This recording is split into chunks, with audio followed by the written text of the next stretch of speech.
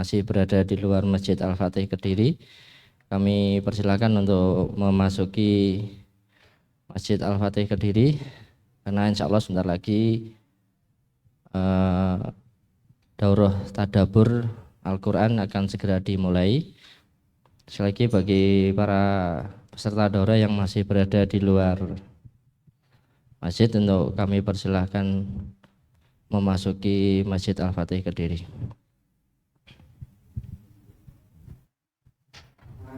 Bismillahirrahmanirrahim. Assalamualaikum warahmatullahi wabarakatuh. Alhamdulillahirrabbilalamin. Wassalatu wassalamu ala asrofil anbiya'i wal mursalin Sayyidina Muhammadin wa ala alihi wa sahbihi ajma'in.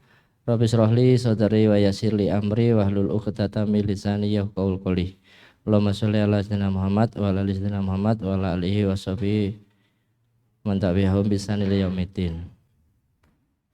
Alhamdulillah, para peserta daurah tadabbur Al-Quran yang dirahmati Allah, pada sore hari ini kita berkesempatan untuk duduk bersama di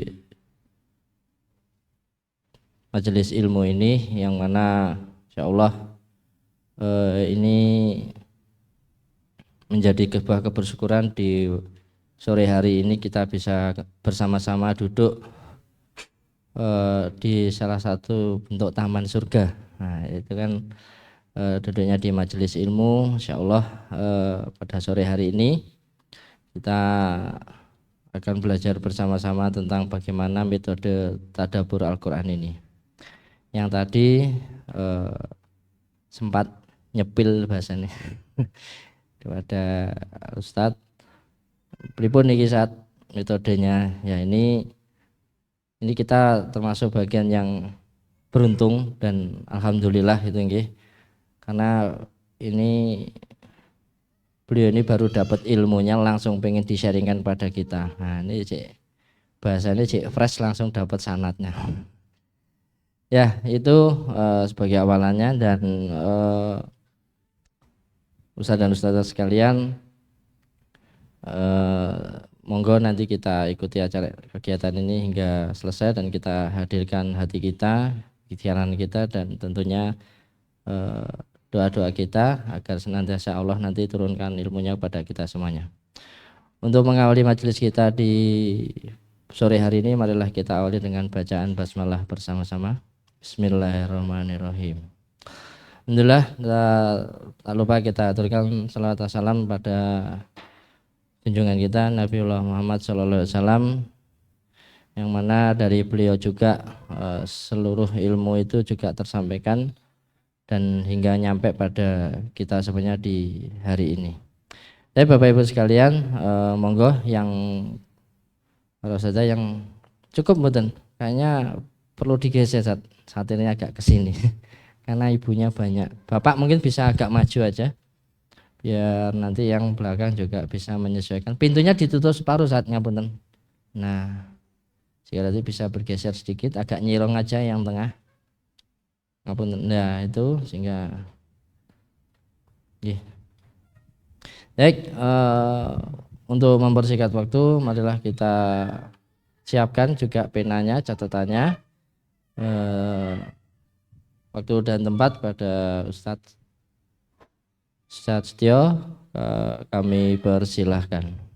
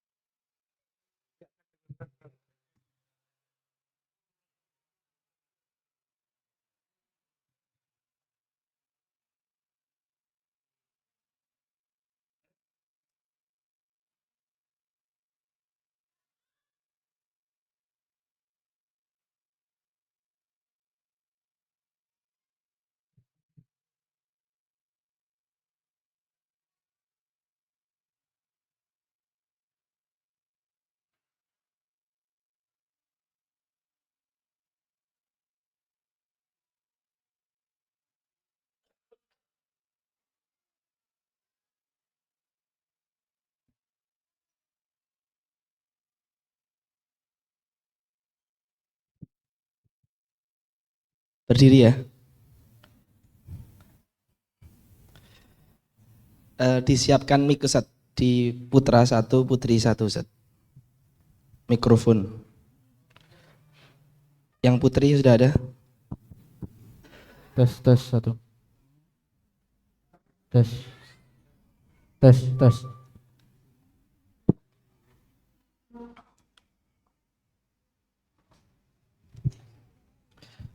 A'udzu billahi minasyaitonir rajim. Bismillahirrahmanirrahim. Alhamdulillahirabbil alamin wassalatu wassalamu ala nabiyyina Muhammadin wa ala alihi wa ashabihi ajmain. Amma ba'du. Bagaimana kabarnya Bapak-bapak? Ya. Ustazah, ibu-ibu sehat ya? Insyaallah. Alhamdulillah kita semua sehat. Agak batuk, agak pilek, nggak apa-apa. Hadirin yang dimuliakan Allah Subhanahu wa taala, insyaallah pada sore hari ini kita akan belajar bersama-sama metode ya. Jadi ini lebih kepada metode cara tadabbur Quran simple. Ya mungkin nanti nggak simpel-simpel juga sih, karena ilmu itu nggak ada yang simpel. Tetapi semoga ini lebih mudah dari yang kita bayangkan. Tadabur atau metode tadabur yang akan kita pelajari pada sore hari ini namanya adalah metode tadarus 5T. Metode tadarus 5T. Pernah dengar nggak antum Ustaz Nizar? Sudah, kemarin tak kasih tahu. Nggak boleh bohong Ustaz ya. Ya, Ustazah ada yang pernah dengar? Belum ya? Ya. Jadi metode 5T ini memang termasuk yang baru ya bagi antum, karena setelah saya tanya belum pada dengar. Jadi baru mungkin. Sekarang kita pengen perkenalkan sedikit apa itu metode 5T. Jadi asal usul dari metode ini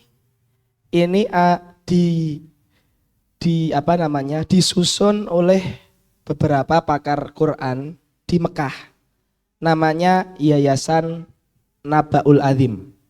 Jadi ada yayasan namanya Yayasan Nabaul Azim. Nih, kelihatan ya? Tulisannya kelihatan? Kotak-kotak. Ya. Ini tulisan Arab ini. Namanya Yayasan Nabaul Azim. Itu menulis sebuah konsep metode tadabbur Quran, dan beliau ketika nulis konsep ini tidak hanya nulis di memo di HP terus bikin seminar, enggak. Jadi beliau nulis buku dulu ini. Nah ini buku ini 3 jilid. 3 jilid pengennya dikajiankan cuma 1,5 jam terus tadi pinter kabeh. Ya, tapi enggak apa-apa. Jadi aslinya adalah buku ini buku berjilid-jilid. Ya. Kemudian oleh para pakar Al-Quran, salah satunya yang dipimpin oleh ini Profesor Muhammad Robiah, pakar Quran dan tafsir. Beliau pimpinan program ini. Program ini disederhanakan menjadi program 5T. Tapi asalnya adalah penelitian panjang yang dilakukan oleh para ulama Quran di Mekah. Jadi 5T ini sudah disebarkan kurang lebih di 100 negara. Kurang lebih sudah disebarkan di 100 negara. Ini perkenalkan sedikit tentang tadarus 5T. Hadirin yang dimuliakan Allah Subhanahu wa taala. Biasanya kami ketika mengikuti pelatihan ini, itu pelatihannya kurang lebih selama 2 hari. 8 jam di hari pertama untuk teori, 8 jam di hari kedua untuk praktek. Ya, jadi aslinya itu lama ya. Jadi kita belajar teori, kemudian kita praktek. Sore hari ini bismillah kita ringkas semampu kita. Semoga konsep umumnya bisa ditangkap sehingga bisa dipraktekkan dengan baik insya Allah. Pertama, kenapa kok yang kita pakai adalah kata tadarus? Ini, kenapa kok memakai kata tadarus? Tidak memakai kata kiroah, membaca, tidak memakai kata tafsir, tidak memakai kata tadabur. Ya. Kenapa yang dipakai adalah tadarus model 5T? Kalau saya tanya, di Indonesia itu kata tadarus sudah ada atau belum? Ustazah, ada atau belum? Biasanya dipakai untuk apa? Baca Quran Ramadan. Ya, betul sekali. Baca Quran Ramadan. Berarti tadarus itu artinya apa? Baca. Kalau kita cek di kamus Lisanul Arab, di tafsir Tahrir wa Tanwir, di tafsir Tobari, tadarus itu arti yang pertama membaca. Arti yang kedua mengulang-ulang membaca agar tahu arti dan hafal. Ketiga, tadarus itu kadang berarti menghapus. Maksudnya apa? Menghapus akhlak yang buruk diganti dengan akhlak yang baik. Jadi derivasi kata tadarus, asal kata tadarus itu kan asalnya darosa. Darosa itu mengandung arti membaca, mengandung arti membaca dengan pelan-pelan, mengandung arti menghapus. Maksudnya menghapus hal-hal yang buruk diganti dengan hal yang baik. Jadi tadarus saja secara kata itu mengandung tilawah, mengandung tafsir, mengandung tadabur, dan mengandung tazkiyah. Jadi tadarus itu secara bahasa Arab saja itu mengandung makna yang 4 itu. 4T. Loh, kok 5 di sini? Ya kan? Jadi tadarus secara bahasa menurut pakar bahasa dan pakar tafsir. Pakar bahasa itu Kamus Lisanul Arab. Ustadz, Kamus Lisanul Arab pengarangnya siapa? Ada yang tahu? Ayo, yang Ustadzah ada yang tahu? Ibnu Mangdur Al-Afriki, dari Afrika, dari negara Mali. Negara Mali tahu nggak? Pernah dengar? Afrika mana? Kulon, Wetan, Kidul, Lor. Ya. Jadi di Lisanul Arab, di tafsir Tobari, di tafsir Ibnu Asyur, itu tadarus memiliki arti tilawah, tafsir, tadabbur, dan tazkiyah. Jadi itu 4T. Tilawah, tadabbur, tafsir, dan tazkiyah. Itu 4T. Terus satu lagi, T yang satu itu apa? Tamhid, pembukaan. Mosok ngisi pengajian gak enek pembukaan nih. Ya, biar ada pembukaan, ada perkenalan, ada mukodimah, maka T yang pertama itu tamhid. Ya, jadi T yang pertama itu tamhid. Itu ya. Jadi 5T itu singkatannya ini. Tamhid, tilawah, tafsir, tadabur, dan tazkiyah.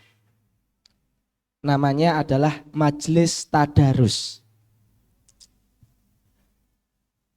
Berarti tadarus yang ada di kebiasaan kita Ramadan itu sudah benar, tetapi maknanya kurang luas. Dia membaca, itu T yang kedua. Ada 3T lagi. Sampai sini bisa difahami? Bapak-bapak? Saged ya? Insya Allah. Hadirin wal hadirat yang dimuliakan Allah, pelatihan ini sebenarnya enggak kita tujukan hanya di kalangan ustadz yang pintar sekali bahasa Arab. Bahkan kalau yang hadir di sini ada yang guru TPQ, TPA, itu kami sangat senang sekali apabila bisa mengikuti dan mempraktekkan metode ini.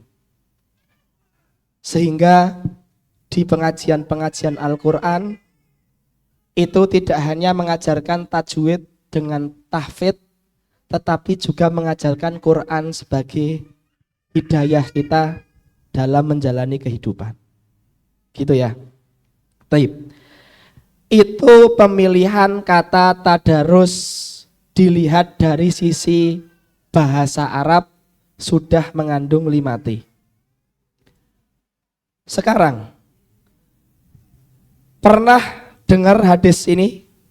Pernah dengar hadis ini belum? Belum pernah dengar ya? Pernah baca? Baru sekarang ya? Baru sekarang lihat? Ya, nggak apa-apa. Ya, karena kita punya kesibukan masing-masing. Ya, ini tugasnya saya.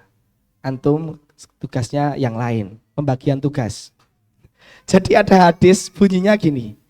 Ma min qaumin yastami'una fi baitin min buyutillah yaqra'una wa yata'allamuna kitaballah wa yatadarasuna bainahum. Tidaklah sebuah kelompok ya duduk di masjid kayak antum sekarang, duduk di masjid membaca, mempelajari dan saling mempelajari Al-Quran, melainkan Allah akan turunkan kepadanya rahmat, Allah akan puji dia di langit, dan Allah akan menyuruh malaikat mengelilingi mereka. Karena apa? Karena membaca, mempelajari dan saling mempelajari Al-Quran. Di sini ada 3 tingkatan dalam mempelajari Quran. Pertama, yakro. Yakro ini tingkatan paling awal, membaca Quran saja, tilawah saja. Tingkatan kedua adalah yata'alam, membaca dan mempelajari. Tingkatan ketiga, yatadaros, tadarus. Jadi tadarus itu bahasa Arab. Membaca, mempelajari, dan bareng-bareng, saling. Ada aktif, ada tanya jawab, ya kan? Ada diskusi, ada keterlibatan semua pihak. Jadi guru tidak hanya menjadi pembicara tunggal, tapi semua ikut berbicara walaupun guru itu yang memimpin majelisnya, tapi tidak menjadi pembicara tunggal. Jadi tadarus, saling mempelajari.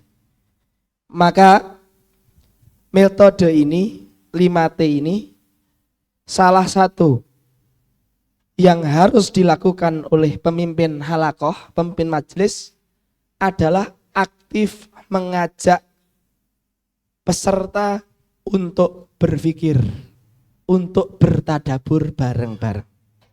Nanti akan kita praktekkan insya Allah.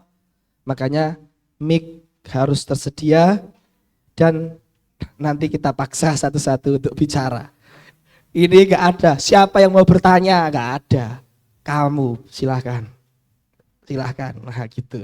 Jadi tidak boleh malu ya, seperti itu. Hadirin yang dimuliakan Allah, dari hadis ini ya, ini kita simpulkan bahwasanya tadarus adalah tingkatan tertinggi dalam proses kita mempelajari Quran. Diskusi untuk mengeluarkan inspirasi hidup dari Al-Qur'anul Karim.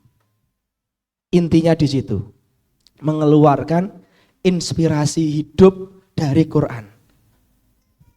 Jangan sampai kita sebagai muslim menjadikan motivasi hidup kita itu motivator-motivator yang mungkin bukan muslim. Gak apa-apa baca buku itu, tapi kita ada Al-Quran, ya kan? Jadi jadikanlah Quran itu sebagai landasan kita dalam menjalankan kehidupan kita, dalam mengobati kegalauan kita, putus, belum bisa move on, terus galau, sedih, hatinya kacau balau. Itu kita menjadikan Quran sebagai landasan kita. Dengan apa? Dengan mentadaburinya. Kita yang guru menjadikan Quran sebagai wasilah untuk kita mengambil inspirasi hidup daripada Quran tersebut. Ya, tujuannya seperti itu. Maka metode tadabur ini ya, yang maaf yang disusun oleh para ulama di Mekah ini menulis tadabur untuk kalangan ustadz, menulis tadabur untuk kalangan ulama, dan juga menulis buku tadabur untuk kalangan anak-anak. Jadi metode ini pun diperuntukkan untuk anak-anak. Karena setiap jenjang umur usia pendidikan memiliki kapasitas yang berbeda-beda dalam memahami Al-Quran. Tetapi gak boleh lupa, Al-Quran hidayah bagi seluruh tingkatan manusia. Bahkan untuk anak-anak Al-Quran juga hidayah. Maka metode ini diharapkan juga bisa menyentuh, memberikan inspirasi, motivasi, hidayah, penambah iman dan amal bagi seluruh kalangan. Harapannya di situ tidak terkhusus hanya untuk kalangan ustadz ataupun ulama, kiai, masyayikh dan lain sebagainya. Kemudian metode tadabbur ini selain memiliki landasan hadis, memiliki landasan Al-Quran, memiliki landasan bahasa Arab, ya. Ini landasan Al-Quran ini. Al-Baqarah 129. Rabbana wab'ats fihim rasulan minhum yatlu alaihim ayatika wa yu'allimuhumul kitaba wal hikmata wa yuzakihim. Ya Tuhan kami, utuslah untuk mereka seorang rasul dari kalangan mereka yang akan membacakan ayat-ayat Engkau. T yang kedua, tilawah. Ya, wa yu'allimuhumul kitaba wal hikmah. Yu'allimuhumul kitaba wal hikmah mengandung dua, tafsir dan tadabbur. Wa yuzakihim mengandung T yang keempat, yaitu tazkiyah. Kemudian Rabbana wab'ats fihim rasulan minhum. Utuslah seorang rasul dari kalangan mereka. Ini perintah bahwasanya agar ada orang yang mengajarkan Quran dengan bahasa masing-masing kelompok, masing-masing negara. Kemarin salah satu cerita ketika kami belajar ya dengan para penulis metode tersebut, ada orang Indonesia bilang gini, Syekh, Ustadz, saya itu ngajarkan bukunya jenengan bahasa Arab ke santri-santri kami ya di kelas untuk jadi materi pelajaran. Jadi santri baca buku bahasa Arab, ustadznya bawa buku bahasa Arab. Kata syekhnya, lo itu salah. Kamu tuh orang Indonesia, ajarkan tadabbur dengan bahasa Indonesia. Kamu baca buku bahasa Arab di rumah nggak apa-apa, tapi sudah sampai dalam kelas, kamu ajarkan pakai bahasa Indonesia biar santri-santrinya paham. Kalau ngajarkan bahasa Arab nanti mikir dua kali, nerjemahkan lagi, mikir kosakatanya dan lain sebagainya. Malah akhirnya nggak jadi tadabbur, jadi pelajaran bahasa Arab, ya.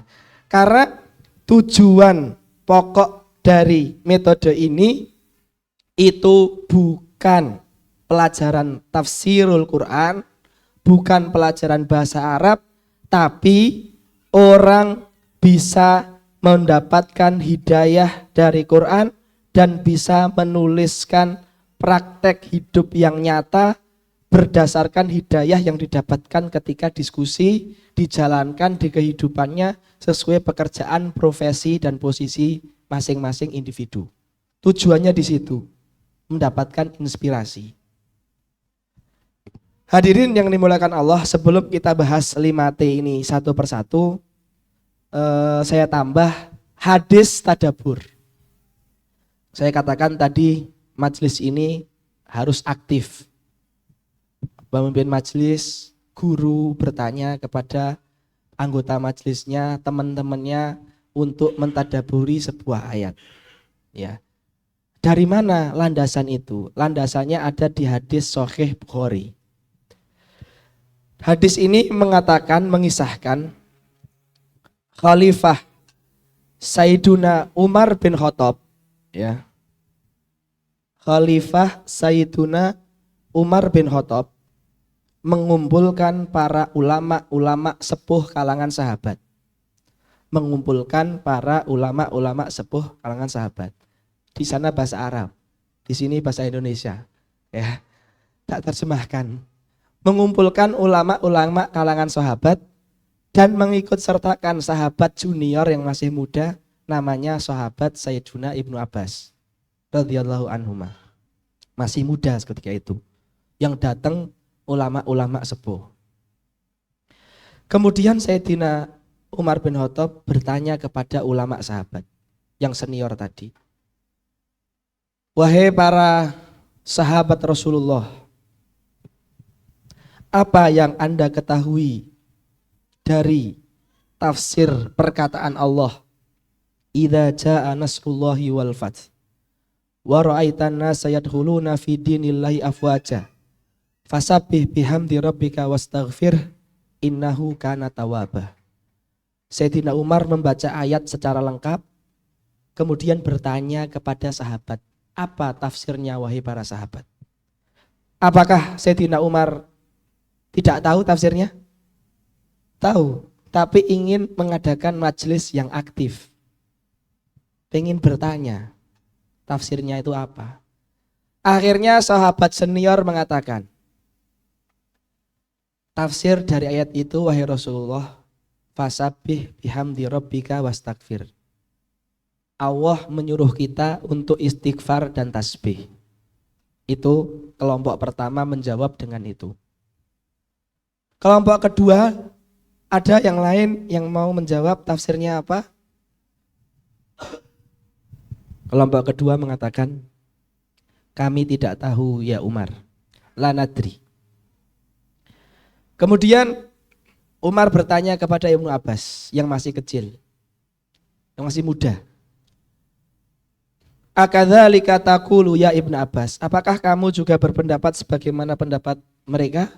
Kata Ibnu Abbas, tidak. Tafsir saya beda dengan mereka. Apa tafsir kamu wahai Ibnu Abbas? Tafsir saya adalah fasabbih bihamdi rabbika wastaghfir idza jaa nasrullah. Itu tafsirnya, surat itu memberitahukan tentang bahwasanya kematian Rasulullah sudah dekat. Itu tafsirnya Ibnu Abbas. Kemudian Umar berkata apa? Sayyidina Umar, ya saya juga sependapat dengan Ibnu Abbas. Tafsir dari ayat ini adalah dekatnya wafatnya Rasulullah. Apa yang bisa kita ambil dari hadis ini? Yang pertama, aktif dalam tadarus Al-Quran. Mencari makna, mencari arti, aktif, melibatkan peserta. Itu yang pertama. Yang kedua, majelis dimulai dengan membaca Quran secara penuh. Sayyidina Umar sebelum itu membaca Quran penuh. Idza jaa nasrullah sampai khatam. Dalam hadis Bukhari dikatakan hatta khatamas surah. Sampai surat itu dibaca penuh. Maka 5T ini setelah seorang ustadz membuka, mengenalkan surat yang akan dibaca, maka dia membaca surat itu dengan sempurna. Boleh dia yang baca, boleh peserta yang baca, boleh diikuti bareng-bareng dan seterusnya. Paham ya? Kemudian lihat di sini ya. Walaupun jawabannya ada yang tidak benar, ada yang diam tidak menjawab, ya kan? Ada jawaban yang berbeda-beda. Di sini Umar tidak terlihat menyalahkan atau membuat malu orang yang jawabannya tidak seperti jawaban dia. Jadi di sini pemimpin halaqah harus mengakomodir semua jawaban yang masuk. Adapun kalau jawabannya yang tidak betul, tidak tepat, tidak perlu untuk direndahkan, disalahkan atau dipermalukan di depan umum. Karena kalau seperti itu minggu depan sudah nggak ada majelis lagi pada kapok untuk datang. Seperti itu. Hadirin yang dimuliakan Allah, ya. singkat tentang majelis tadarus 5T itu apa. Jadi tadarus 5T bukan fokus pada tafsir ataupun tahfidz, tetapi lebih kepada bagaimana menyelami kandungan hidayah di dalam Quran, bagaimana melakukan aktivitas tazkiyatun nafas melalui majelis aktif tadabbur Quran. Ya. Jadi apa bedanya tafsir dengan tadabbur? Kita jelaskan sambil berjalan. Kita masuk T yang pertama. Ya. T yang pertama artinya adalah tamhid. Contoh misalkan, hadirin yang dimuliakan Allah, kita akan membahas surat Al-Fatihah, yang mana surat Al-Fatihah itu memiliki nama Ummul Quran, memiliki nama Ummul Furqan, memiliki nama Asy-Syafiyah, memiliki nama Al-Waqiyah, memiliki nama Sab'ul Mathani. Inilah nama-nama dari surat Al-Fatihah. Ini namanya tamhid. Memulai majlis dengan muqaddimah yang semenarik mungkin dalam rangka menjelaskan singkat tentang surat tersebut atau tentang ayat tersebut. Tergantung jenengan nanti akan membuka majelisnya itu tafsir surat atau tafsir ayat tertentu. Itu T yang pertama. T yang kedua adalah tilawah. Sebelum kita masuk ke tadabbur, tafsir, kita sama-sama membaca surat Al-Fatihah dengan khidmat. A'udzubillahi minasyaitonirrajim. Bismillahirrahmanirrahim. Ila akhiril ayah. Yang baca siapa? Saya boleh, peserta boleh, bareng-bareng boleh. Satu saya, dua antum, tiga saya, empat antum boleh. Yang penting setelah muqaddimah harus ada pembacaan ayat secara lengkap dengan khusyuk, karena keberkahan Al-Quran itu tidak bisa dipungkiri. Majelis yang dimulai dengan ayat Al-Quran itu di sana ada keberkahannya. Jadi harus dimulai dengan tilawah Quran yang lengkap sebagaimana dilakukan oleh Sayyidina Umar Ibn Khattab radhiyallahu anhu. Memulainya dengan tilawah Al-Quran. T yang ketiga, lihat ini penting ini. T yang ketiga. T yang ketiga adalah tafsir. Dilihat ya, tafsir di sini bukan pokok majelis. Yang dimaksud tafsir adalah menyebutkan makna umum, tidak masuk ke detail perbedaan i'rab, perbedaan bahasa, perbedaan fikih, dan disarankan agar berpegangan dengan tafsir-tafsir yang simpel seperti tafsir Muyasar, terjemah tafsir dari Depak, dari Saudi, tafsir yang mukhtasar, tafsir-tafsir yang simpel. Karena pemimpin majelis atau ustadz yang memimpin majelis, walaupun tidak mendalami dalam tafsir, tapi harus memulai majelisnya dengan mengartikan atau memaknai ayat secara umum. Itu harus. Karena itu sebagai koridor nanti agar inspirasi yang diambil tidak menyelisihi ayat. Contoh ya, setelah baca Fatihah, kita akan menafsirkan, akan membahas, mentadarusi ayat pertama dari Al-Fatihah. Alhamdulillahi Rabbil Alamin. Ya, misalkan Bismillahirrahmanirrahim. Alhamdulillahi Rabbil Alamin.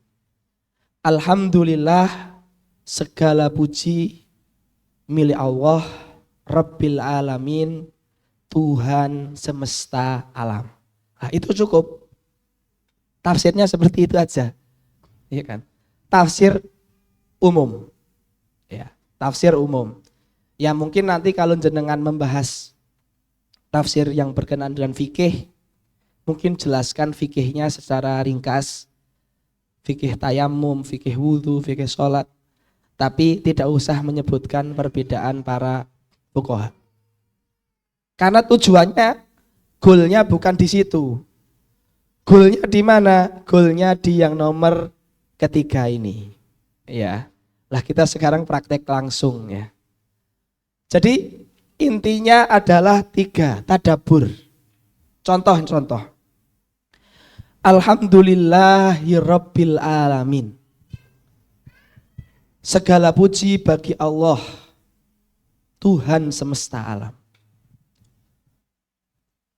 Berarti ya, apapun yang terjadi di hidup saya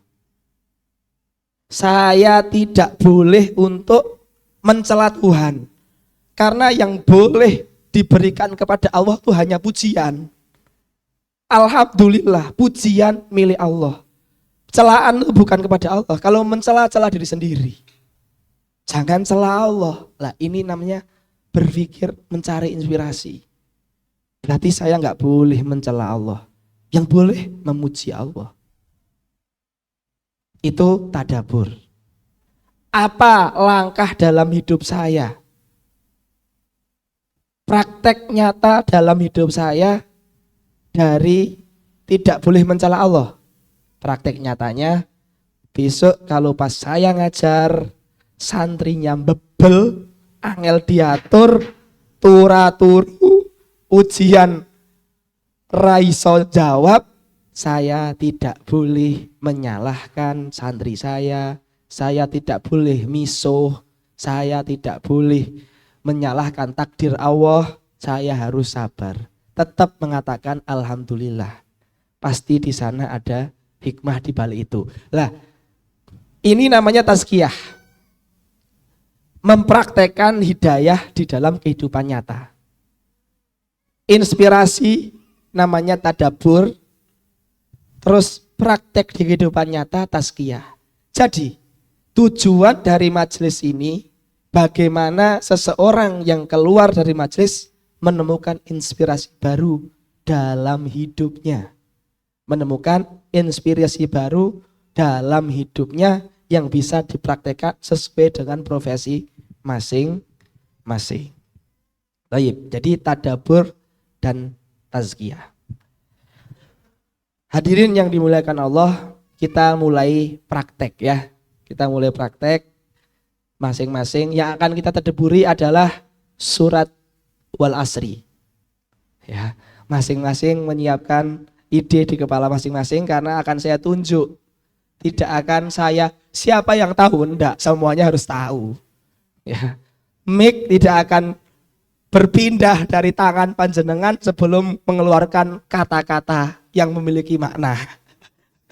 Ya. Baik. Hadirin yang dimuliakan Allah, pada kesempatan sore hari ini insya Allah kok tertawa gitu loh. Pada kesempatan hari ini, insya Allah kita akan sama-sama ngaji surat wal asri.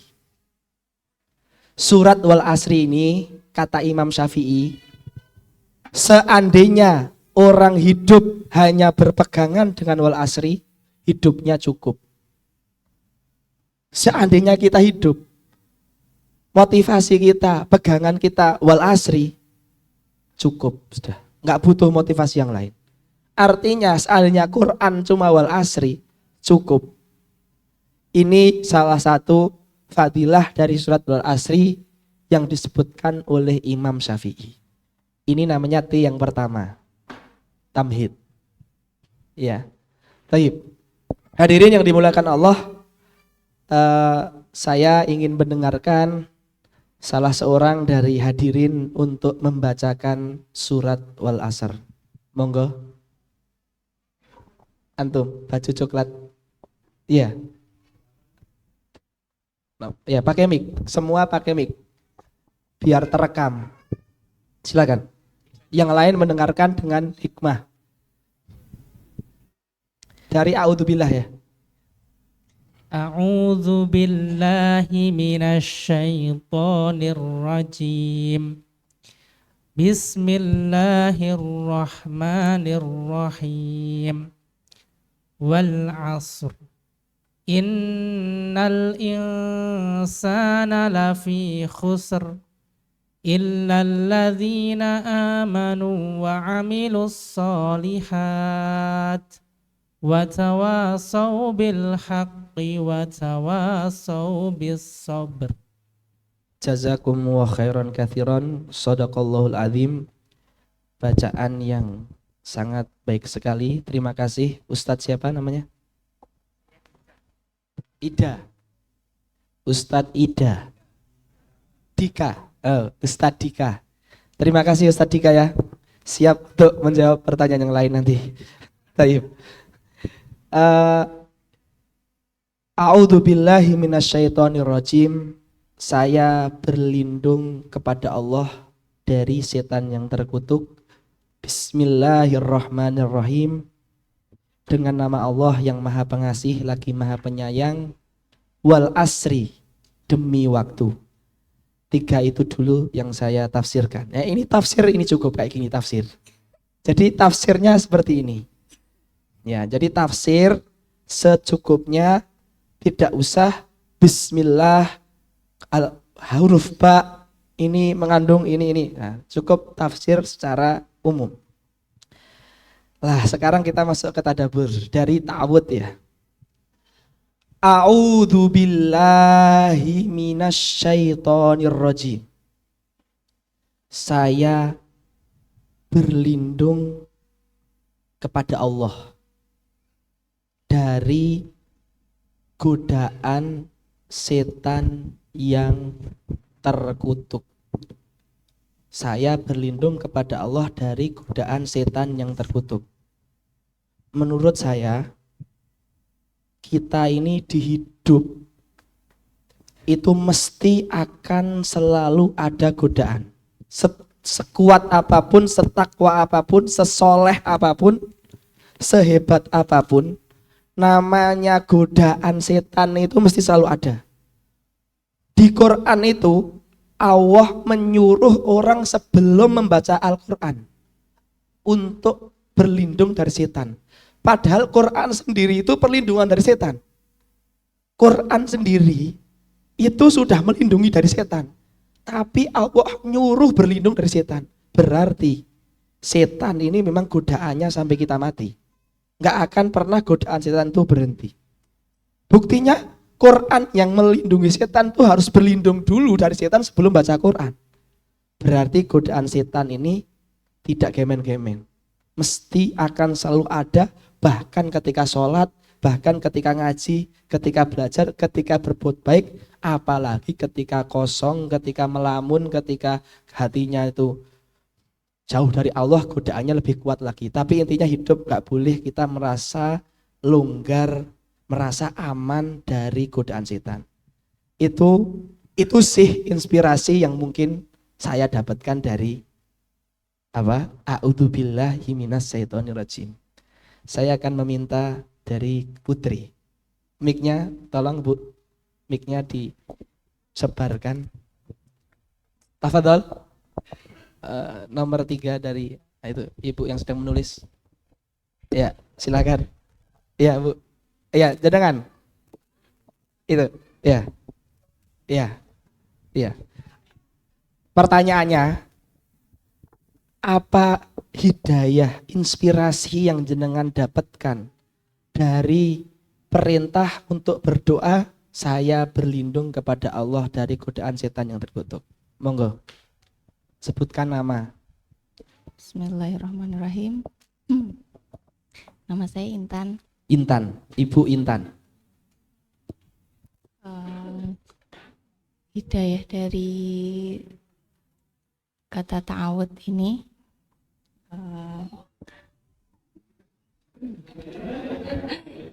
hidup kita Gak boleh tertawa, harus mendengarkan seperti di majelis Umar bin Khattab, sepi.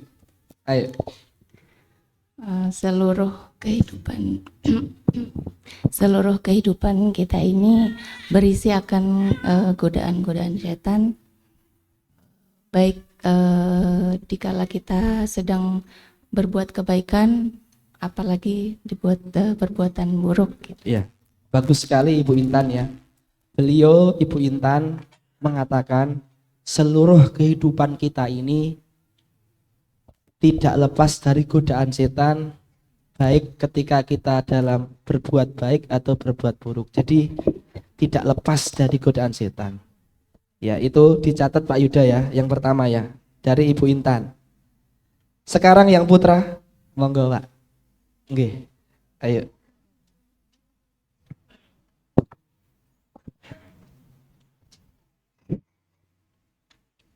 Bismillah. Perkenalkan, nama saya Dayat. Hidayat. Ya. Ustadz Bapak Hidayat. Pertanyaannya sama ya? Sama. Apa inspirasi hidayah yang antum dapatkan dari A'udzubillah?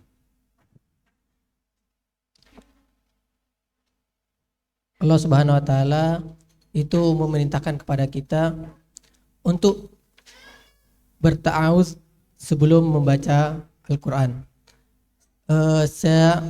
Inspirasi yang ingin saya sampaikan bahwasanya ialah setiap dari kita itu memiliki peluang dan memiliki peluang lah tadi, memiliki peluang berbuat salah itu, dan di dalam diri kita ini memiliki yang namanya nafsu, dan sebuah nafsu itu adalah sebuah peluang bagi setan untuk menjerumuskan kita kepada atau menjerumuskan kita untuk bermaksiat kepada Allah Subhanahu wa taala. Karena oleh karena itu Allah mengingatkan kita untuk selalu berlindung kepada Allah agar setan tadi berhenti atau tidak lagi menggoda kita. Mungkin. Sangat luar biasa. Sangat luar biasa. Setiap dari kita punya peluang berbuat salah. Ini dari Bapak Hidayat. Jadi a'udzubillahi minasyaitonirrajim menunjukkan bahwasannya setiap kita punya peluang berbuat salah. Jangan merasa suci. Jangan merasa benar sendiri. Jangan merasa yang paling baik. Jangan merasa paling hebat. Karena setiap dari kita punya peluang berbuat salah.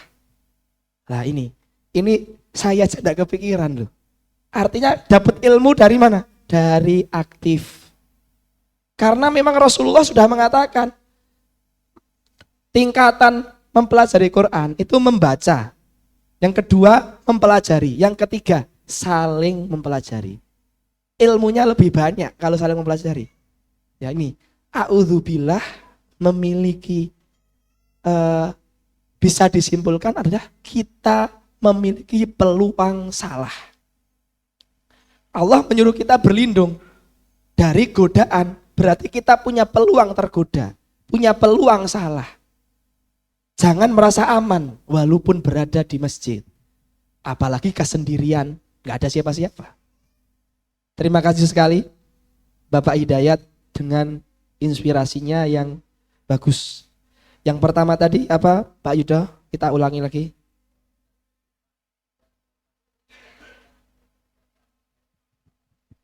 Iya, tidak akan kita lepas dari godaan setan baik ketika beramal baik atau buruk. Pas sholat ada godaan setan, pas maksiat juga ada godaan setan. Yang kedua setiap orang punya peluang untuk berbuat salah. Inspirasi yang ketiga dari a'udzubillahi minasyaitonirrajim. Monggo. Jenengan ya. Ya. Pakai mikrofonnya.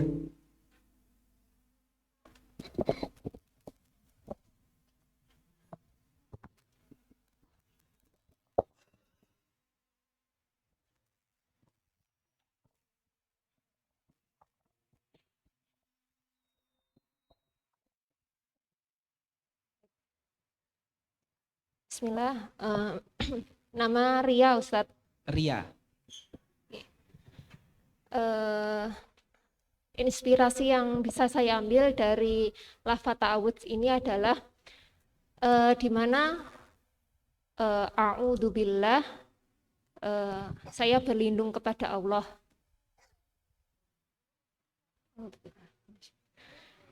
Dari godaan syaitan yang terkutuk. Berarti di sini sifatnya syaitan itu terkutuk. Dikutuk Allah seperti itu. Berarti apa ya? Godaan syaitan itu bagaimanapun bentuknya, mungkin di mata manusia sesuatu yang baik atau sesuatu yang nampak buruk, itu semuanya sifatnya terkutuk seperti itu, Ustaz.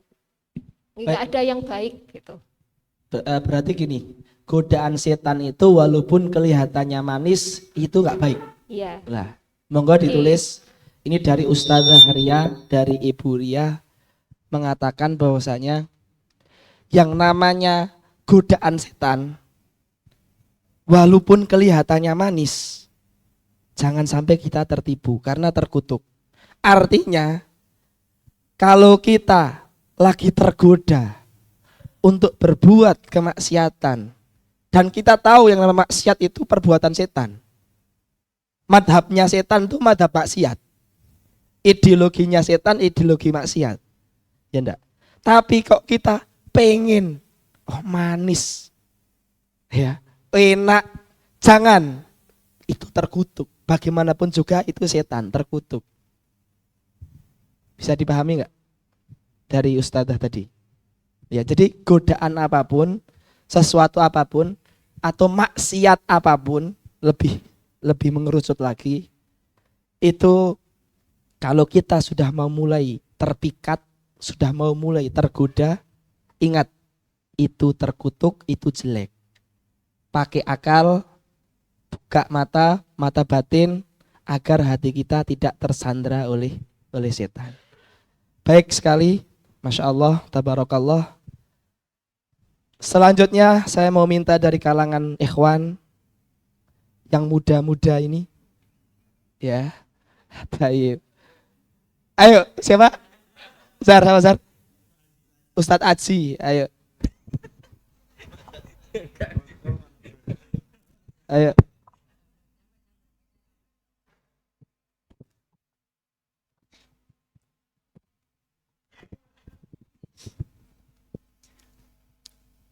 Betul, Ustadz Aji. Bismillahirrahmanirrahim. Wallahu a'lam, Ustaz.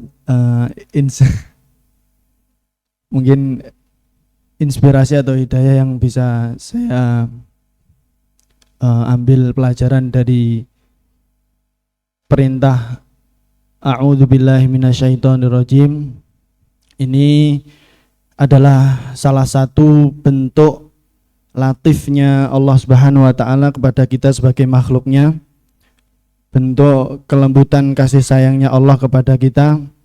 Karena dari ayat ini Allah Subhanahu wa taala yang pertama memberitahukan kepada kita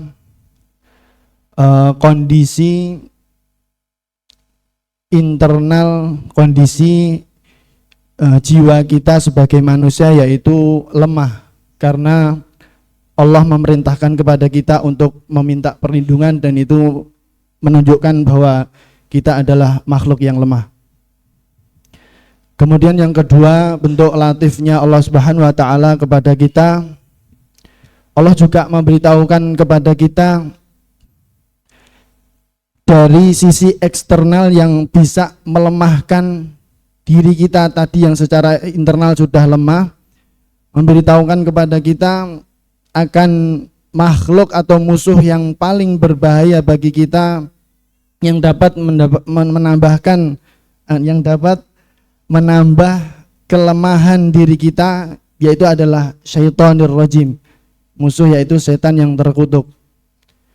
Kemudian yang ketiga, setelah Allah Subhanahu wa taala memberitahukan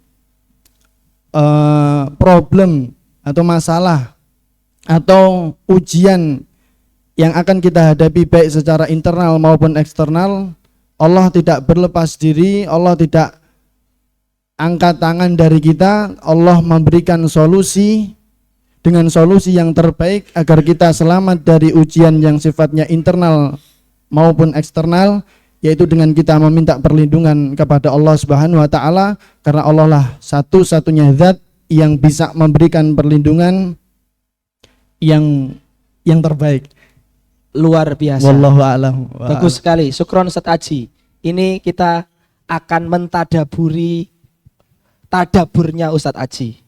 Ya. Luar biasa. Itu banyak sekali ilmu yang baru. Betul sekali. Bayangkan, yang pertama dari Ustadz Aji ini, Ustadz Pak Yudo ya, dicatat ya. A'udzubillahi minasyaitonirrajim, menunjukkan kasih sayang Allah kepada manusia. Beliau bilang lutfullah. Jadi adanya ta'awud itu artinya kasih sayang Allah. Kepikiran nggak antum? Kalau nggak menantu idaman kan, belum nikah kan? Ya. Cerdas loh. Kepikiran nggak antum? A'udzubillah artinya adalah kasih sayang Allah. Itu yang pertama, keren. A'udzubillah memiliki makna lutfullah, memiliki makna kasih sayang Allah kepada hambanya. Kenapa? Ya gini, manusia punya musuh setan. Manusia punya musuh hawa nafsu. Allah Tuhan yang menciptakan kita memberikan kita senjata untuk melawan nafsu dan setan. Senjatanya apa? A'udzubillah. Berarti Allah kasih sayang. Nah, itu. Jadi itu yang pertama. Kemudian dari Ustadz Aji juga yang kedua, menunjukkan bahwasanya manusia itu lemah. Dikatakan itu apa? Dari internal manusia. Manusia itu lemah. Ya. Jadi a'udzubillah menunjukkan bahwasanya kita adalah makhluk lemah. Maka ada istilah ya yang dituliskan oleh para ulama akidah, seluruh makhluk atau seluruh manusia pasti dia akan menyembah sesuatu, tapi ada yang sesembahannya itu Tuhan, ada yang sesembahannya itu hewan, ada yang sesembahannya itu setan, ada yang sesembahannya itu pohon, ada yang sesembahannya itu hawa nafsu, ada yang sesembahannya itu otak sendiri karena merasa otaknya sudah cukup. Tapi setiap manusia fitrahnya membutuhkan sandaran. Tapi apakah sandarannya Tuhan atau bukan, itu sesat atau lurus. Lah, manusia itu lemah, butuh sandaran. Jadi a'udzubillah menunjukkan bahwasanya teori yang mengatakan manusia itu pasti menyembah sesuatu, membutuhkan sesuatu adalah teori yang benar. Kita mesti butuh, tapi kepada siapa kita menggantungkan kebutuhan kita? Kepada manusia yang lain, kepada makhluk yang lain, kepada benda mati, kepada akal sendiri, kepada diri sendiri, atau kepada Allah, atau kepada berhala dan sebagainya. Jadi a'udzubillahi minasyaitonirrajim adalah dalil menunjukkan bahwasanya kita ini adalah orang yang lemah. Yang ketiga, Ustadz Aji tadi mengatakan bahwasanya a'udzubillahi minasyaitonirrajim menunjukkan selain manusia lemah secara internal, secara eksternal juga manusia memiliki rintangan-rintangan yang akan melemahkannya. Internal sudah lemah, adanya hawa nafsu kan internal. Eksternal adanya setan. Kalau kita tambahkan, ada setan manusia, ada setan jin. Jadi serangan ke manusia itu dari sisi luar setan manusia, setan jin, dari sisi dalam hawa nafsu, itu semua kalau nggak Allah kasih senjata, a'udzubillah, kita tidak akan bisa menang. Dan karena ada senjata, disitulah kasih sayang Allah Subhanahu wa ta'ala. Kita berdiri lama untuk menafsirkan perkataan Ustadz Aji. Ya, jazakumullah khairan katsiran. Ya, jadi itu pentadaburan dan faedah dari tadi ada dari Bu siapa yang pertama? Bu Intan, Ibu Ria, Bapak Hidayat, Bapak Aji. Ya, dari udah 4 ya. Kita dapat ilmu enggak dari para hadirin? Dapat ya? Ya, dari sesama antumnya kita saling memberikan faedah. Masih di a'udzubillah ya. Sebanyak mungkin seperti itu. Dari ibu-ibu sekarang, yang tengah sudah, depan sudah, yang luar belum.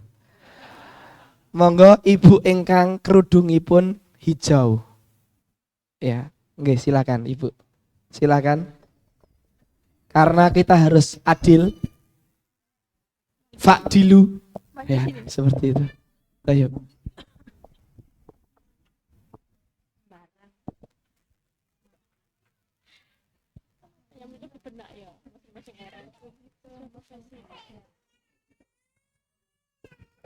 Pertanyaannya, apa inspirasi hidayah kehidupan, motivasi hidup dari a'udzubillahi minasyaitonirrajim? Sumangga.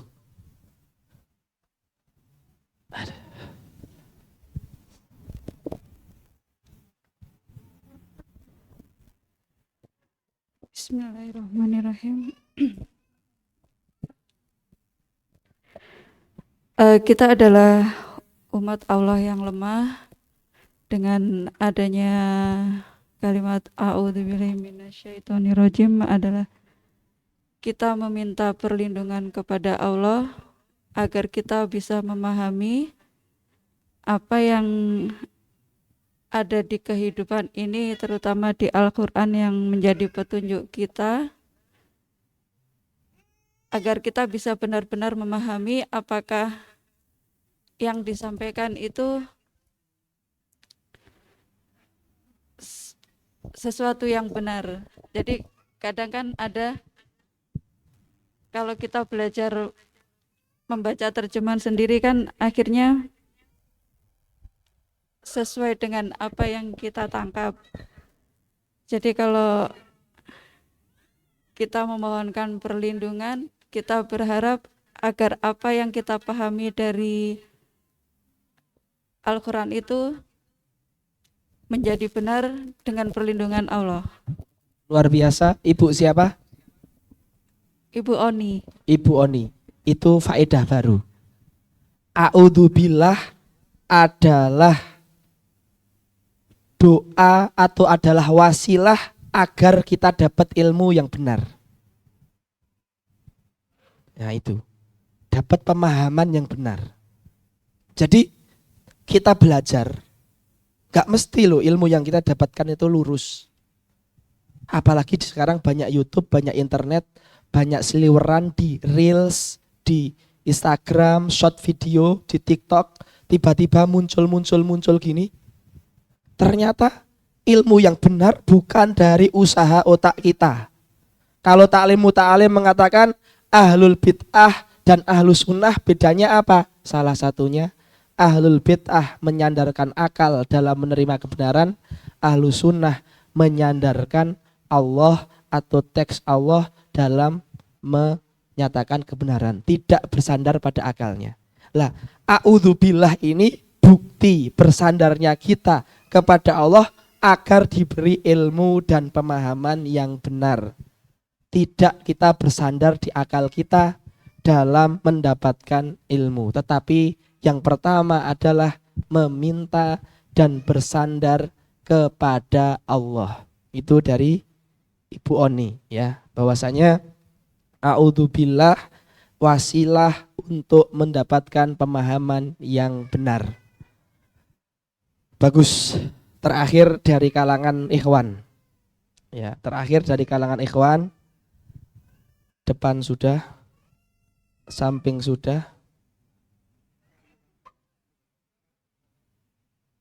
Monggo, Bapak. Jenengan yang angkat tangan. Mik, kasih miknya. Ini rekor. Semuanya ditunjuk, beliau menunjuk diri. Bagus. Matur suwun Ustaz. Sami-sami, monggo didengarkan sarang-sarang. Niki kula simpel mawon. Ta'awud niku jimat saking Gusti Allah. Masya Allah. Sudah. Sampun. Siap. Namine sinten? Asmonipun sinten? Nami kula Mas Zaki. Mas Zaki. Mas Zaki. Bapak Zaki. Ustadz Zaki. Ya, Mas Zaki. Dari Mas Zaki, simple, padat, berat, bermakna dan penuh arti. A'udzubillah adalah jimat dari Gusti Allah. Kalau jimatnya dari Gusti Allah, masa kita ragu-ragu? Masa kita nggak yakin? Wong orang aja dikasih jimat sama dukun, harus bayar ini, harus korban ini, harus nyembahkan ini, harus ini, jalan jauh, antri jauh, lama. Itu pun di hatinya selalu tergantung dengan Pak Dukunnya. Lah ini jimat dari Gusti Allah. Jimat dari yang menciptakan kita. Jimat dari yang menciptakan setan, tahu seluk-beluk setan, tahu seluk-beluk jin, tahu seluk-beluk santet, tahu seluk-beluk. Masa kita tidak yakin, tidak pasrah, tidak merasa aman, tidak merasa nyaman, tidak merasa berani. Jadi kalau kita meyakini bahwasanya a'udzubillah adalah jimat Gusti Allah, meyakini itu saja, berarti kita kemana-mana nggak akan ada rasa takut. Yakinilah itu sebagai jimat dari Gusti Allah, sebagaimana dikatakan oleh Mas Zaki. Ya, yakinilah itu jimat dari Gusti Allah. Karena dan menurut saya ya, ketika kita meyakini a'udzubillah sebagai jimat, itu sangat korelasi sekali dengan hadis Rasulullah yang berbunyi ud'uwaha wa anta muqinun bil ijabah. Berdoalah kepada Allah dengan hati yakin dikabulkan. Sama, ketika ta'awud kita yakini sebagai jimat sakti Gusti Allah, yakin ya, dia juga akan memberikan khasiatnya kepada kita. Masalahnya kadang kita yakinnya sama yang selain Allah. Maka faedah yang terakhir dari Mas Zaki, ta'awud adalah jimat langsung dari Allah Subhanahu wa taala. Sekarang saya minta untuk Mas Yudo dengan mikrofon membacakan faedah yang sudah ditulis. Silakan. Ini kita dapat ilmu banyak di sore hari ini para hadirin ya, dari kalian semua. Baik. Baik. Ustaz, sebelumnya ini nanti juga kalau nanti ada pertanyaan juga, ini ada peserta dari Jember juga mohon izin untuk unjuk tangan Ustaz. Untuk bertanya atau bertadabur? Tadabur juga bisa Ustaz. Tadi ini juga menyebutkan bolehkah saya berkontribusi juga ya? Silakan dibaca. Tapi belum Ustaz, masih nunggu. Boleh. Oke. Enggak langsung toh? Langsung Ustaz, tapi masih belum belum Ya udah, antum bacakan dulu. Oke.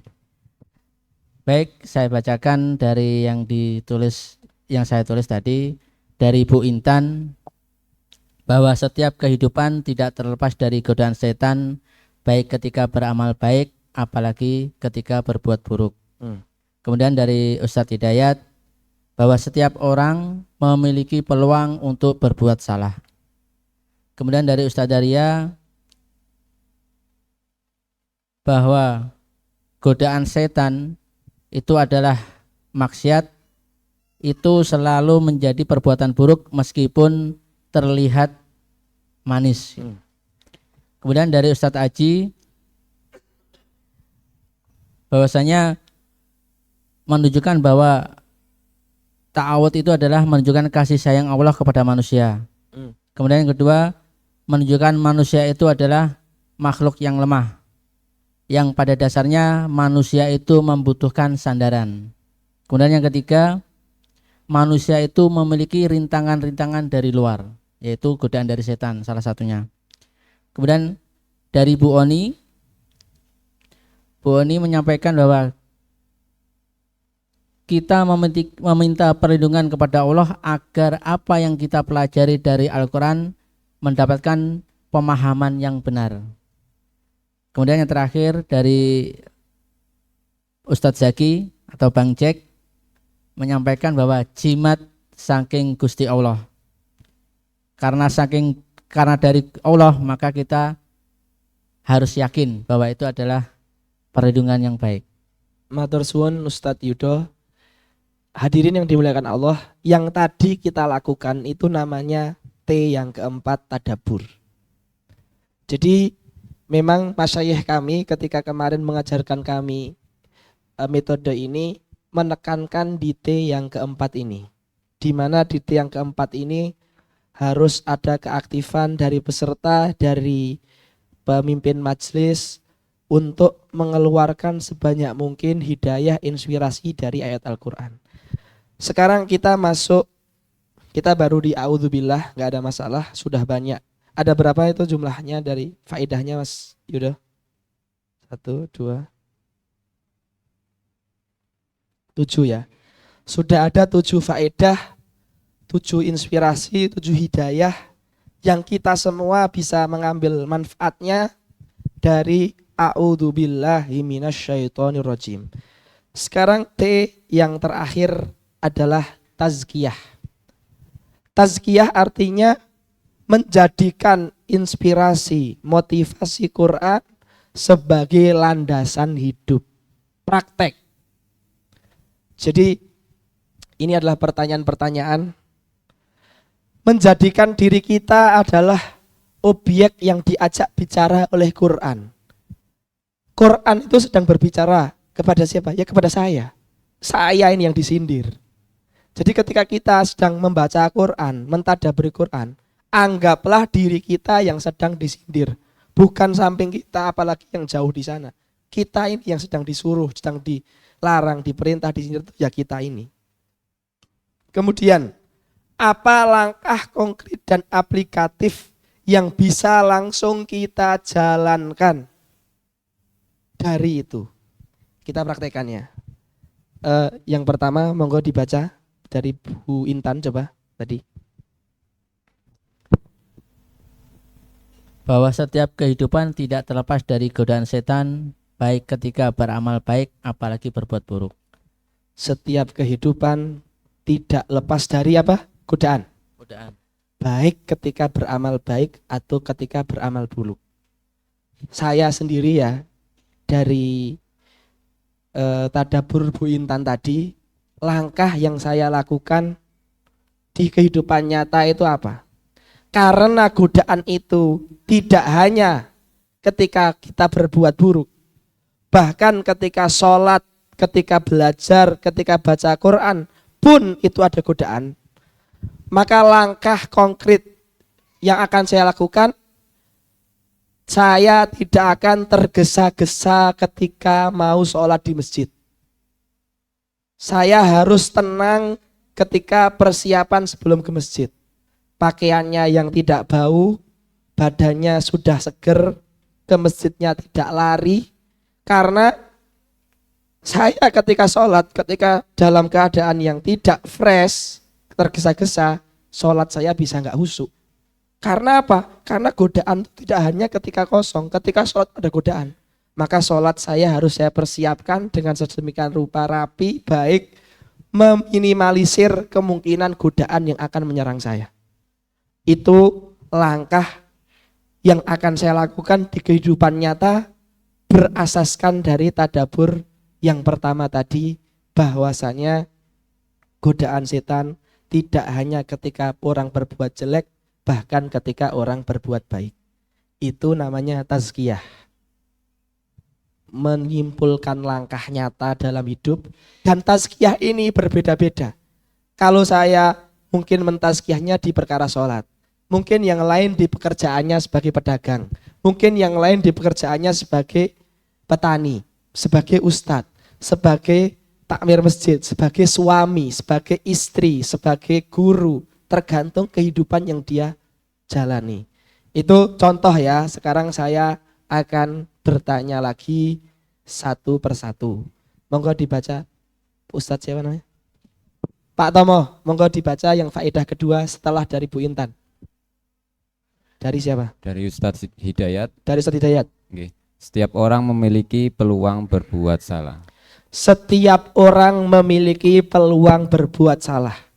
Apa langkah nyata dalam hidup kita yang akan kita jalani setelah mentadaburi A'udzubillah, bahwasanya kita itu memiliki peluang berbuat salah. Dari ibu-ibu ya, yang paling belakang, Monggo, yang bawa HP. Iya. Yang paling muda kayaknya kan. Masih sekolah mungkin. Silakan dikasih mikrofonnya. Ya. Perkenalkan ya.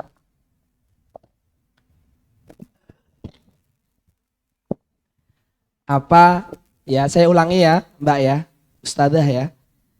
Apa langkah nyata dalam hidup yang ingin saya jenengan lakukan berasaskan bahwasanya setiap dari kita berpeluang berbuat salah?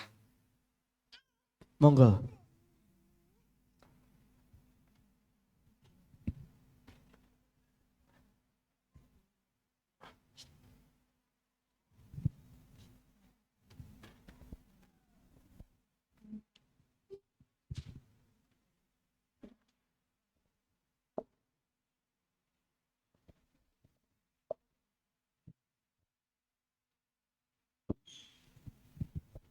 Silakan.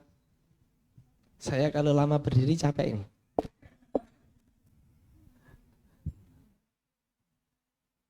Ada yang ingin bersedekah untuk Mbak E?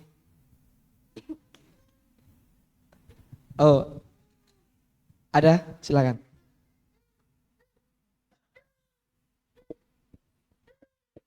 Yang lain dari kalangan ustadzah, akhwat, ibu-ibu?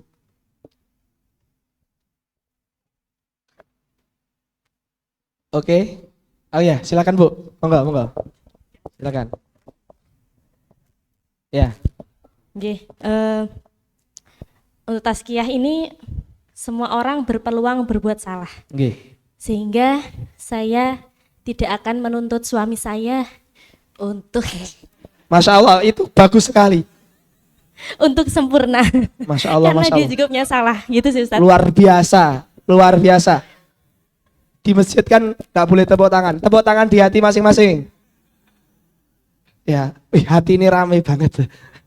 Ya, luar biasa ya, gak kepikiran loh. Antum ada yang kepikiran gak? Tapi bener yang diucapkan. Bukan kepikiran tuh bukan berarti salah. Kita nggak tahu, yang tahu cuma beliau. Ya, jadi salah satu langkah nyata, konkret, bahwasannya a'udzubillah menunjukkan manusia itu berpeluang salah, maka langkah nyatanya saya tidak akan menuntut berlebihan. Karena kalau menuntut itu istri punya hak menuntut. Menuntut nafkah itu haknya istri.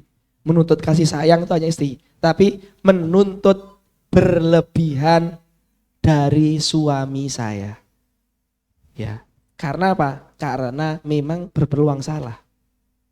Nah ini tadabbur yang luar biasa akan saya pakai. Ya. Sebelumnya nggak kepikiran jadi kepikiran. Masya Allah, jazakumullah khairan. Ya, ini tadabbur dari ibu siapa Bu? Dari Ustadzah Hilma. Ya, dari Ustadzah Hilma. Siapa? Ustadz siapa? Ustadz Wikas, ya. Ustadz Wikas tersenyum-senyum, merasa alhamdulillah. Masya Allah. Ya, ya inilah faedah tadabbur ya. Bisa berbagi ilmu dan berbagi kebahagiaan. Seperti itu. Ya, luar biasa. Ya tadi dari Ibu Intan sudah ditadaburi. Dari yang kedua siapa? Ustadz Hidayat, Mas Hidayat ditadaburi oleh Ustadzah Hilma. Sekarang yang ketiga silakan dibaca Ustadz Yudo. Dari Ustadzah Ria. Dari Ustadzah Ria. Bahwa godaan setan itu terkutuk meskipun terlihat manis. Ya, maksiat dan setan itu walaupun manis dilihat, dirasa, di mata, tetapi dia aslinya adalah terlaknat, terkutuk, buruk dan jelek untuk masa depan dan akhirat kita. Apa langkah nyata yang akan kita ambil di hidup kita setelah mengetahui hakikat ini dari ikhwan. Ya, setelah ini. Dari ikhwan, belakang sudah, tengah sudah, depan sudah, sana sudah, sebelah sini belum ini. Monggo Pak. Terus Pak. Monggo Pak. Terus Pak. Nah, saya silakan.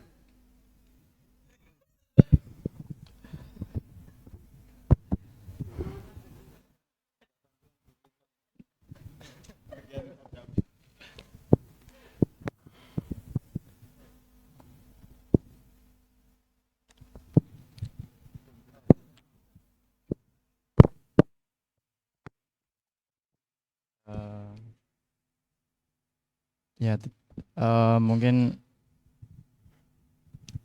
apa tadi? Lupa. Dibacakan Ustadz Yudo.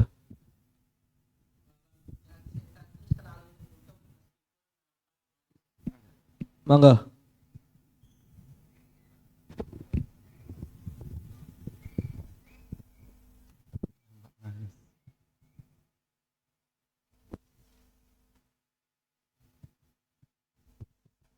Ada yang mau membantu dari ikhwan? Ustadz Wikas, monggo.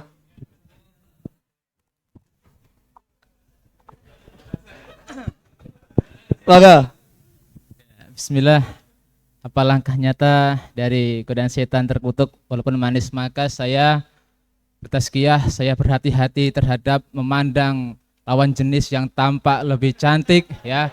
Saya harus berkeyakinan bahwasanya istri saya adalah yang paling cantik sehingga saya tidak tergoda. Allahu Akbar. Sehingga saya tidak tergoda kepada wanita ya selain istri saya. Allahu Akbar, Allahu Akbar. Bagus sekali ya, sangat bagus sekali. Ya. Itu yang terbesit juga di hati saya. Bahwasanya perempuan yang bukan mahram walaupun tampak lebih cantik dari istri kita, itu adalah hal yang haram. Itu adalah hal yang tidak boleh. Ya, hal yang harus dihindari. Itu hal yang terkutuk yang tidak boleh dilakukan. Nah, kita menambahkan ya, bahwasanya ini hadis ya, dikatakan dalam sebuah hadis bahwasanya barang siapa yang meninggalkan maksiat karena Allah, maka Allah akan ganti kepadanya kemanisan beribadah sampai akhir hayatnya. Kayak contoh tadi permasalahan menjaga mata. Ketika kita meninggalkan memandang pandangan yang haram, maka Allah akan gantikan kita kenikmatan yang halal. Ingat ya, di Quran dikatakan inna ma'al usri yusra, inna ma'al usri yusra. Yusra di sini disebutkan tanpa alif lam. Artinya ada dua kemudahan. Adapun inna ma'al usri, adapun kesulitan disebutkan dengan alif lam. Artinya kesulitannya sama tapi kemudahannya dua. Maka Ibnu Abbas pernah mengatakan kesulitan yang cuma satu tidak akan bisa mengalahkan dua kemudahan. Artinya menjaga dari maksiat itu adalah kesusahan, adalah kesulitan, adalah hal yang berat. Tapi ingat akibatnya lebih dua kali lipat daripada kita melakukan maksiat. Karena Allah akan selalu mengganti kemaksiatan yang kita tinggalkan dengan kenikmatan di tempat yang lain. Orang yang setiap melihat kemaksiatan, dia menanggapinya, dia terbuai, dia terlena, maka dia akan diuji Allah dengan menikmati kemaksiatan tersebut, tidak diberikan rezeki untuk berbuat ketaatan. Tapi ketika mengalami kemaksiatan, dia melawan, dia tidak terjerumus, tidak terlena, maka Allah akan gantikan kenikmatan yang sama atau lebih di yang halal. Karena setiap kenikmatan yang ada di hal yang haram, sebenarnya Allah telah menyediakan kenikmatan yang sama di hal yang halal. Hanya saja kadang kita tidak memikirkan yang halal tersebut atau terlena dengan yang haram tanpa tahu yang halal itu sebenarnya ada juga. Terima kasih sekali Ustadz Wikas, sangat bagus sekali tadaburnya tadi, bahwasannya kita tidak akan mengkhianati istri kita. Itu dari a'udzubillahi minasyaitonir rajim. Tayyib, kita pending dulu yang dari Jember, semoga dibacakan. Itu mikrofonnya.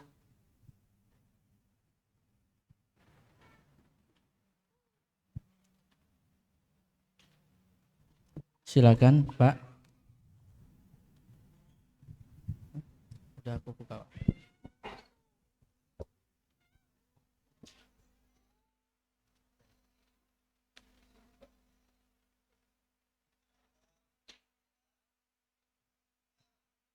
Kamu ya?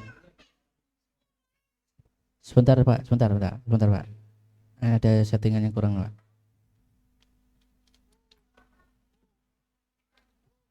Oke.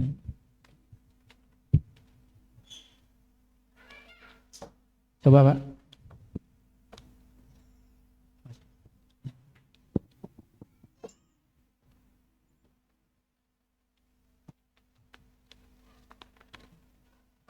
Tes. Silakan, Pak. Udah masuk. Bismillahirrahmanirrahim. Tazkiyah dari ta'awudz.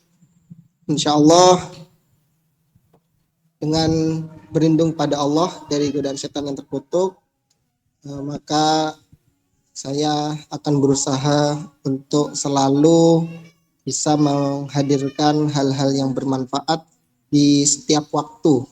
Karena pada dasarnya waktu itu adalah hal yang paling sering kita lalaikan. Mungkin cukup sekian, Ustaz. Luar biasa. Tolong perkenalkan, Pak, nama siapa? Ilhamuddin, Ustaz. Dari Ilhamuddin Ahmad Al-Farisi dari Jember. Masya Allah. Terima kasih banyak Ustadz Ilham Al-Farisi.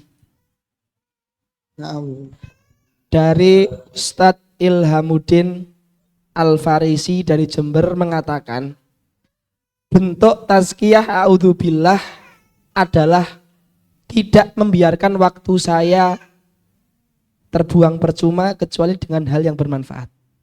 Kok bisa sampai situ? Karena waktu itu biasanya yang membuat lalai kita. Maka kita berlindung dari kelalaian. Berlindungnya dengan apa? Dengan aktivitas yang manfaat. Karena dengan kita bermanfaat, kita sedang berlindung dari yang gak bermanfaat. Ketika kita berbuat manfaat di setiap detik waktu kita, hakikatnya kita sedang melawan setan yang meminta kita di waktu yang sama untuk berbuat yang gak manfaat. Jadi berbuat manfaat adalah bentuk perlindungan, bentuk pengamalan a'udzubillahi minasyaitonir rajim. Luar biasa Ustadz Ilham Al-Farisi dari Jember. Saya ucapkan jazakumullah khairan katsiran. Hadirin yang dimuliakan Allah Subhanahu wa taala. Kita lanjutkan sebentar PowerPoint-nya biar tuntas. Ya. Jadi ini adalah tazkiyah. Ya. Kalau pas pelatihan sebenarnya itu teori sekian jam, terus setiap orang agar menulis persiapan untuk berdiri di depan menyampaikan satu surat lengkap, terus ngobrol dengan para pendengarnya dan didengarkan dengan masyayikh, kemudian nanti dikoreksi di depan teman-temannya sampai satu-satu sampai selesai. Nah, kalau kita mau gitu kan lama sekali, sampai besok belum selesai. Satu orang Pak Yudo Al-Baqarah, Pak Tomo Ali Imron, Ustadz Nizar Ayatuddin dan sebagainya, maka tidak akan selesai. Maka saya ambil sampelnya, tadabbur, tazkiyah, semoga fikrohnya bisa sampai, semoga idenya bisa sampai. Ya, semoga ide tentang ini bisa sampai. Sekarang akan saya tutup dengan langkah praktis, 8 langkah praktis mengadakan majelis di tempat masing-masing. Baik. Coba.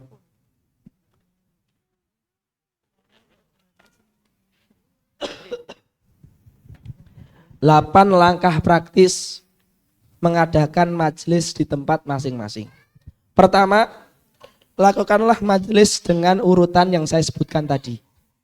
Pembukaan ringan, pembacaan ayat dengan khusyuk, tafsir secukupnya, kemudian tadabbur dan tazkiyah dengan metode aktif satu orang sebagai pemimpin majelis. Utamakan yang memimpin majelis itu sudah mempersiapkan. Bahasa Arabnya nggak harus tinggi-tinggi, tapi intinya ayat yang akan disampaikan pastikanlah dia sudah mengetahui gambaran umumnya, baik dari gurunya atau dari membaca, dan dia yakin akan isi tersebut. Ya, misalkan ustadz yang mungkin lulusan SMA, SMP tidak ada masalah, nggak harus ustadz yang bahasa Arabnya sudah tingkat S1, nggak harus. Atau ustadz yang sudah sering ngaji, mengajarkan tahfidz, tahsin, nggak ada masalah. Kemudian lakukan seminggu sekali atau 2 kali atau minimal sebulan sekali. Kalau belum bisa melakukan untuk masyarakat, minimal untuk keluarga. Jadi ini fungsinya bukan antum jadi ahli tafsir. Fungsinya ini bukan kita jadi ulama tafsir. Tujuannya bukan mengarah ke jadi pakar tafsir. Tujuannya bagaimana hidup kita selamat di akhirat dengan Quran. Maka walaupun dilakukan hanya dengan suami istri sudah cukup untuk bekal hidup kita di dunia sebelum ke akhirat. Mencari inspirasi dari Al-Quran. Dilakukan minimal 2 orang, ini sudah tahu. Lah, guru-guru kami yang berada di Mekah itu mengatakan, kalau kalian sudah bisa menghatamkan Al-Fatihah, Wadduha sampai Anas itu sudah cukup. Karena itu ayat-ayat yang sering dihafalkan seluruh kalangan masyarakat dari yang rendah sampai atas. Jadi targetnya bukan hatam Quran. Kenapa? Karena wal asri saja itu sudah bisa buat pegangan hidup.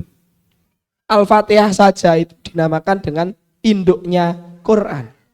Artinya yang penting istiqomah, melakukan tadabbur, dan target awalnya Al-Fatihah, An-Nas sampai Ad-Duha.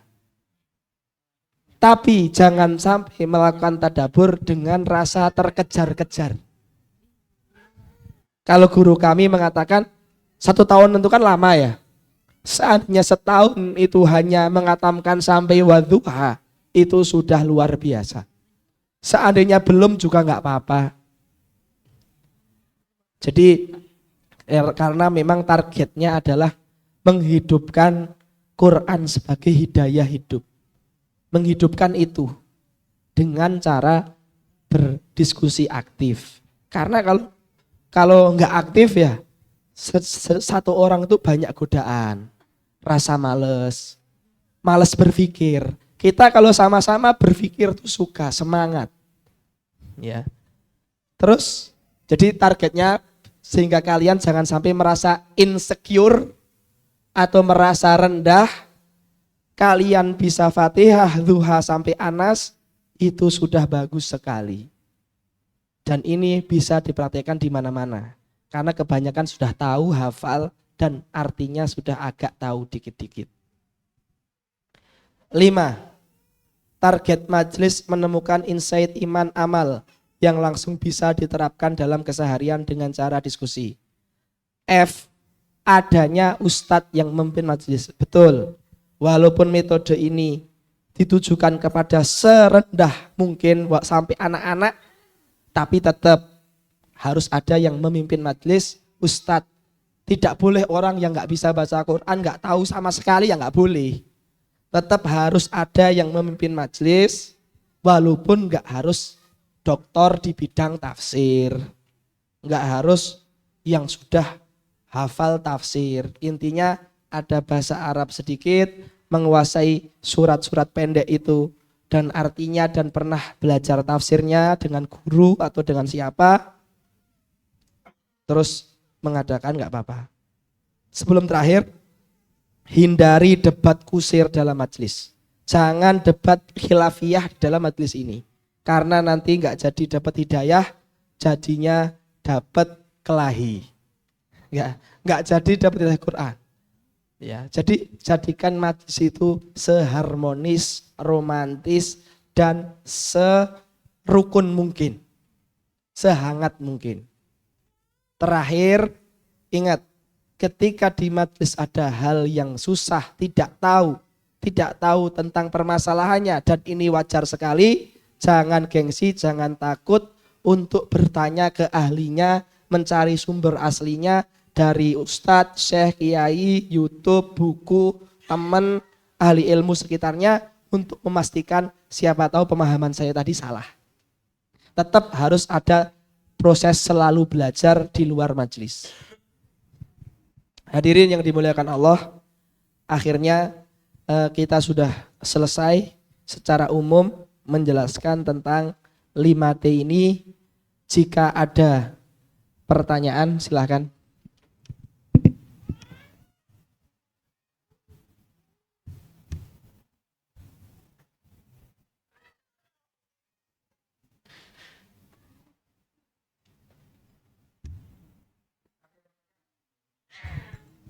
Ada? Silakan. Mikrofonnya diserahkan, monggo.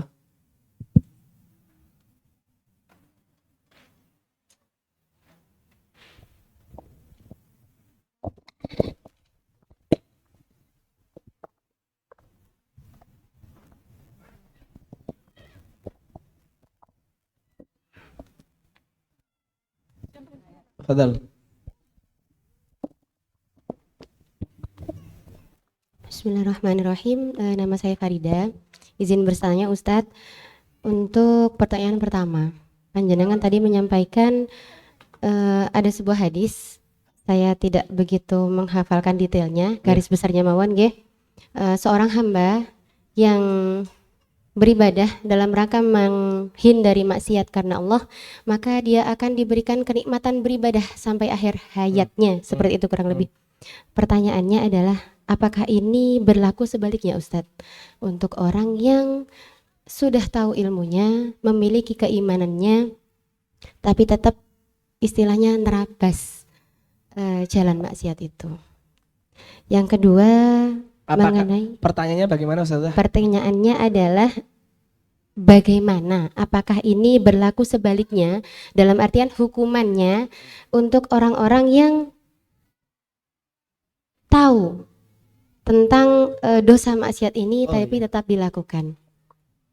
Pertanyaan yang kedua mengenai ilmu tadabbur 5T ini Ustadz, untuk kita lakukan kepada anak-anak kita, semisal di lembaga, di sekolah ataupun di tempat-tempat mengaji kita.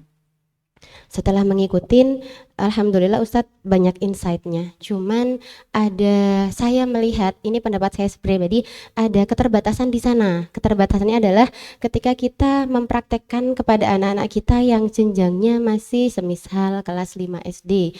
Mereka belum memiliki 5 SD ke bawah nggih Ustadz, belum memiliki insight, belum memiliki pandangan yang lurus ke depan atau panjang mengenai tadabbur ini, mengenai tentang bagaimana mendalami hikmah ayat, tentu saja seperti itu Ustadz. Jadi apakah ada batasan untuk usia itu? Terima kasih. Terima kasih ya Ustazah atas pertanyaannya. Pertanyaan yang kedua dulu ya, yang berkenaan dengan metode ini. Yang untuk anak-anak itu memang sedang akan dicetak ya bukunya. Dan saya juga belum membaca bagaimana bukunya isinya seperti apa. Tapi saya pernah membaca yang tadabbur anak-anak tetapi yang dikarang oleh metode atau penulis lain. Yang saya baca sekilas seperti ini contohnya. Karena tadi Ustazah bertanya, di anak-anak itu memiliki nalar yang terbatas dan itu sangat betul sekali. Gak bisa kita ngobrol seperti ini sama anak-anak, gak bisa.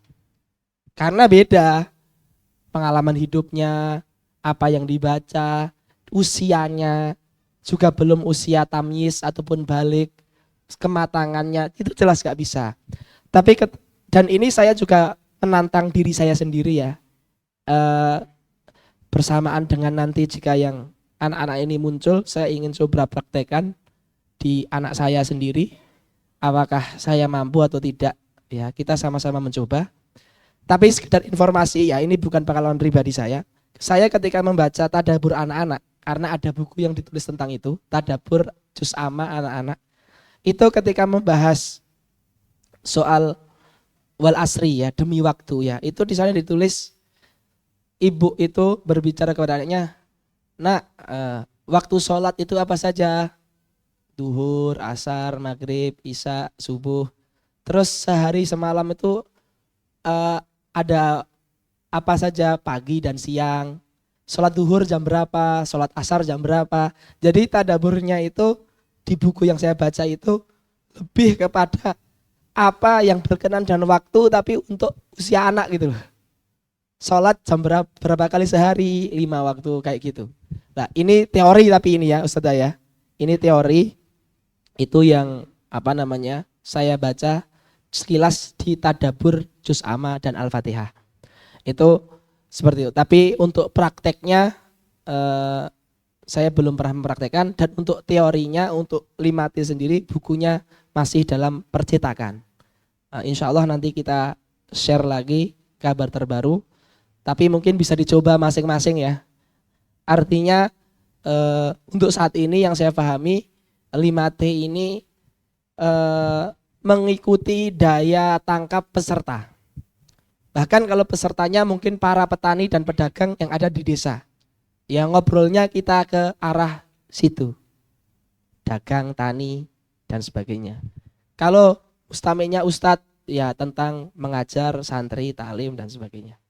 Jadi untuk sementara seperti itu, wallahu a'lam. Untuk pertanyaan pertama, sebagaimana orang yang meninggalkan maksiat itu dan melakukan ibadah itu akan diberikan kenikmatan ibadah, apakah orang yang berbuat maksiat dan tahu itu haram akan diangkat kelezatan ketaatan? Iya.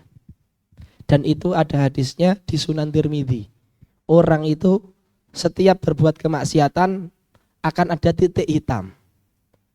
Ketika dia tobat, titik hitam itu akan hilang dan hatinya akan bersih sebagaimana semula. Tapi ketika dia kembali berbuat maksiat, maka titik yang muncul kedua kali itu akan lebih pekat hitamnya daripada titik yang muncul pertama kali. Maka maksiat yang kedua itu otomatis tobatnya itu harus lebih serius. Ternyata sudah tobat maksiat lagi, titiknya akan lebih pekat lagi, dan kepekatannya itu akan membuat kita tidak merasakan kenikmatan ibadah atau akan membuat kita malas untuk taubat sehingga dia terlena dalam kemaksiatan. Ya kalau nggak mendapat hidayah Allah nanti naudzubillah meninggal dalam keadaan yang maksiat. Artinya iya, kemaksiatan yang kita lakukan atas sepengetahuan dan ilmu itu juga akan mengurangi bahkan bisa menghilangkan kelezatan taat. Hadirin yang dimuliakan Allah, wallahu taala alam bisawab. Mungkin itu yang bisa kami sampaikan pada kesempatan kali ini. Semoga menjadi ilmu yang bermanfaat. Nanti kita lanjutkan dengan tazkiyatun nafas ya. Wassalamualaikum warahmatullahi wabarakatuh.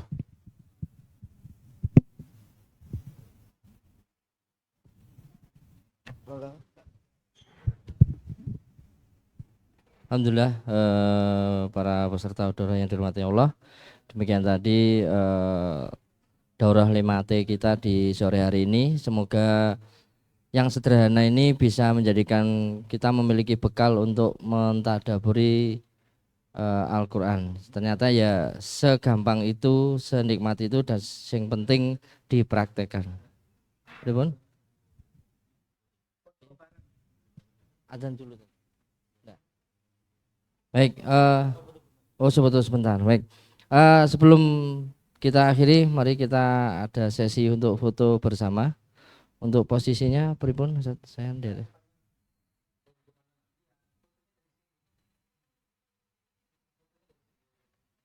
Madhep sana.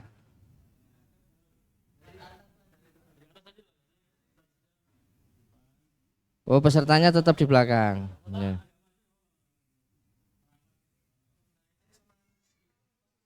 Monggo, Ustaz Nizar. Ya. Jangan. Gini.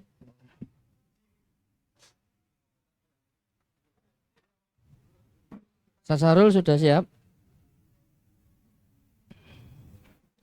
Peserta berdiri apa duduk? Berdiri ya? Berdiri, baik. Monggo Bapak Ibu untuk berdiri sejenak. Ini teknik